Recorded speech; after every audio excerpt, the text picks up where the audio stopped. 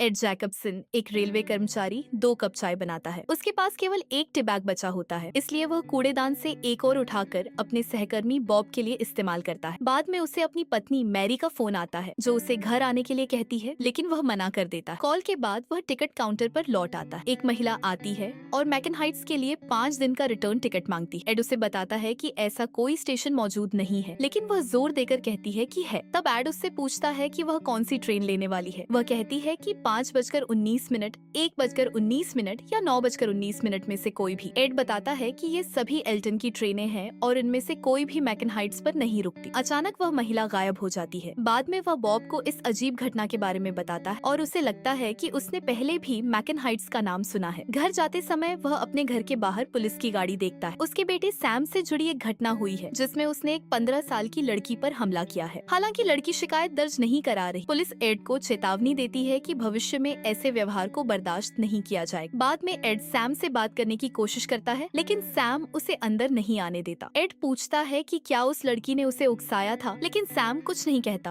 और एड वहाँ से चला जाता है। अगले दिन वही महिला लिंडा फिर से दिखाई देती है। एड उसे अंदर लाता है और बॉब भी उनके साथ जुड़ जाता है। वे उससे पूछते हैं कि मैकन हाइट्स की यात्रा में कितना समय लगता है और वह कहती है 28 मिनट। वह बताती है कि वहाँ लगभग 5000 लोग रहते हैं। वहाँ कोई बड़ा नियोक्ता नहीं है, जैसे कोई पावर स्टेशन, और वह ब्रैडशॉ इंश्योरेंस में काम करती है। बॉब उसे सभी स्टेशनों का नक्शा दिखाता है, लेकिन जैसे ही वे उसे देखते हैं, लिंडा फिर से गायब हो जाती है, जिससे दोनों हैरान रह जाते हैं। बाद में एड 9:19 वाली ट्रेन में उसे ढूंढता है, लेकिन वह नहीं मिलती। उस रात सैम फिर से गुस्से में आ जाता है और वे उसे थेरेपी के लिए ले जाते हैं। सेशन के दौरान एड बाहर खड़ी लिंडा को देखता है। थेरेपिस्ट सैम को बाहर जाने के लिए कहता है और एड ऑफ मैरी से कहता है कि उसके मानसिक दौरे बढ़ते जा रहे हैं और उसकी हिंसा भी बढ़ रही है। वह उन्हें बताता है कि उसकी हालत बिगड़ रही है और उन्हें आने वाले समय के लिए तैयार होना चाहिए। उस रात मैरी एड से पूछती है कि क्या सैम उसे डराता है। एड मानता है कि कभी कभी हाँ, लेकिन मैरी कहती है कि सैम उसका बेटा है और वह उसे कभी नहीं डराता। वह एड से कहती है कि सैम उसे एड के असली रूप की याद दिलाता है, उस रूप की नहीं जो नकली मुस्कान के पीछे छिपा है, इसलिए वह सैम से बात कर पाता। वह यह भी कहती है कि उसे सैम से ज्यादा एड की नकली मुस्कान से डर लगता है। अगले दिन काम पर एड चाय चाहता है, लेकिन टी बैग नहीं मिलते। अनाउंसमेंट सुनकर वह 9:19 वाली एल्टन ट्रेन में चढ़ने का फैसला करता है। ट्रेन चलने के बाद वह अपने फोन पर 28 मिनट का टाइमर लगाता है। खिड़की से बाहर देखते हुए वह लिंडा को एक मैदान में खड़ा देखता है। टाइमर में 1 मिनट बाकी होता है जब वह एक आदमी को उठते,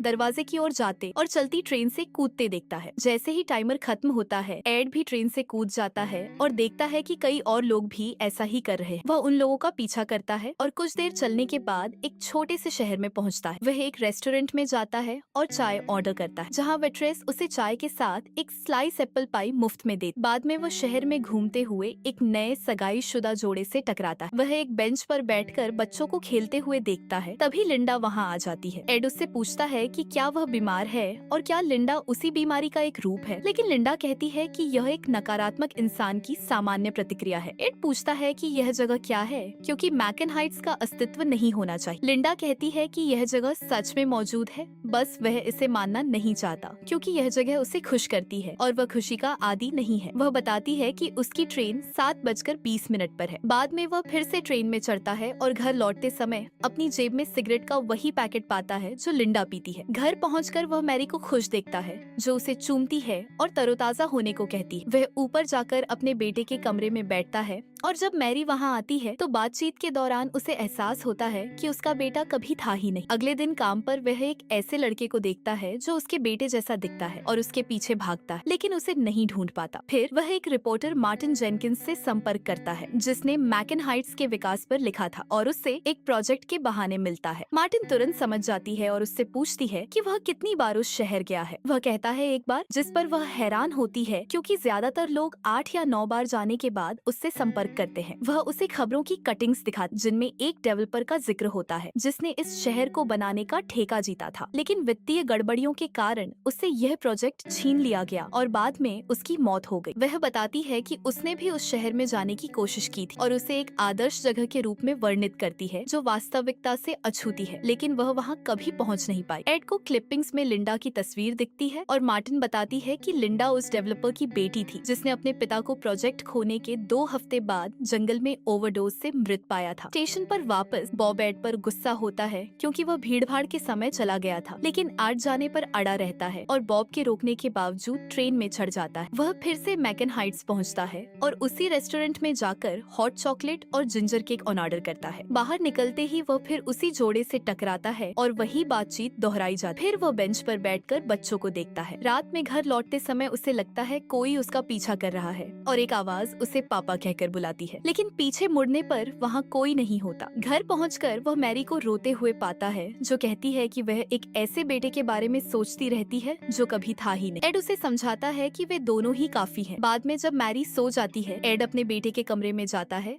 अटारी की सीढ़ी खोलता है और खुद को एक सफेद कमरे में पाता है जहां एक टीवी और कई टेप्स हैं, जिनमें सैम के बचपन की पारिवारिक रिकॉर्डिंग्स हैं। अगली सुबह वह फिर ट्रेन में चढ़ता है और शहर लौटकर लिंडा को ढूंढने लगता है। रेस्टोरेंट में सब लोग उसे घूरते हैं जब वह वेट्रेस से लिंडा के बारे में पूछता है और जानना चाहता है कि इस जगह के साथ क्या हुआ। वह कहती है कि इस जगह के साथ जो हुआ वह एड है और वे इसे पहले जैसा चाहते हैं। एड कहता है कि वह लिंडा को ढूंढकर अपना बेटा वापस चाहता है और वेट्रेस उसे अपनी कहानी बताने लगती है कि जब वह 14 साल की थी, एक बड़े आदमी ने उसे चाकू दिखाया और रेलवे ट्रैक के पास ले गया। एड उसे रोकता है, लेकिन वह कहती है कि उसका एक हिस्सा यह सुनना चाहता है। एड कहता है कि लिंडा ने उसका बेटा छीन लिया और वह पूछती है कि क्या वह दर्द में था, यह बताते हुए कि लिंडा दर्द के साथ काम करती। वह आगे बताती है कि प्यार में असफल होने के बाद भी उसे यहाँ जिंदगी बेहतर लगती है। एड टूट जाता है और मानता है कि वह अपने बेटे से डरता था और वह उसे कॉफी और वॉलनट केक लेने को कहती है और जाते जाते कहती है कि वह उसे ढूंढना याद रखेगा।